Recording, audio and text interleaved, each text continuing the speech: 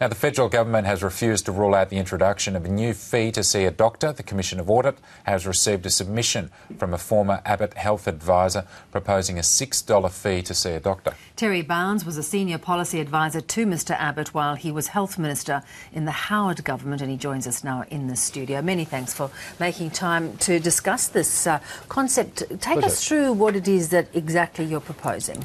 Well, basically what we're proposing is a $6 co-payment every time that somebody goes to see the doctor.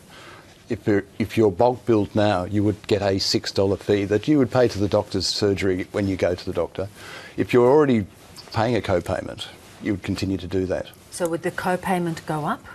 Well, we didn't propose that the co-payment go up. What we did, though, was that we took the Hawke government's co-payment from 1991, which was $3.50, and indexed it to 2013. So it could be indexed in the future.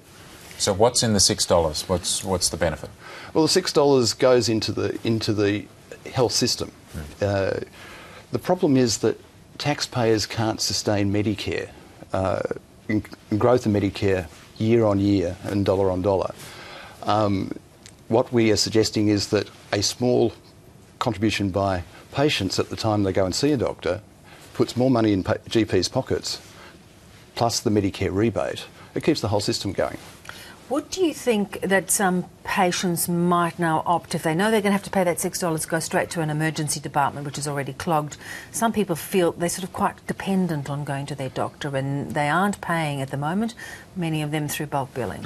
Well, we think that $5 or $6 would not be enough to deter people from going to the doctor if they absolutely need to.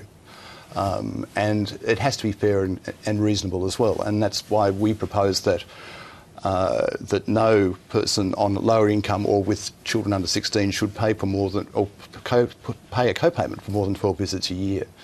But the average person goes to the doctor about 6 times a year, so we think that that's $30, $40, so that's quite reasonable. In terms of emergency departments, I've seen the comments about that, and I think the simple way to deal with it is actually to allow the states to charge a matching co-payment for people who do go to an ED. Yeah, you're talking about people who really rely on, particularly people who are being bulk billed. $6 doesn't sound like a lot, but it's another fee for them to find. You wouldn't want to deter people from staying away from the doctors either. No, you don't. We based our work on some studies that were done in the US in the 1970s and 80s, where they actually tried different levels of co-payment with different groups to see what would happen.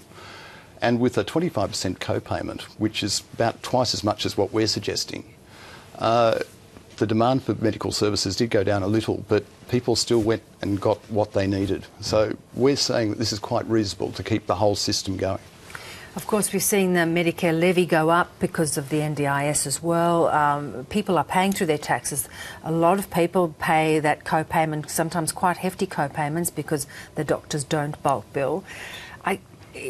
Is there the sense that people understand that the medical system is growing, it's getting quite costly, lots of innovations that we want, yet they are feeling that burden through the tax system? That's a good question. I think that when you have what to your wallet is a free good, you don't necessarily appreciate the full value, the full cost of what it takes to get that service.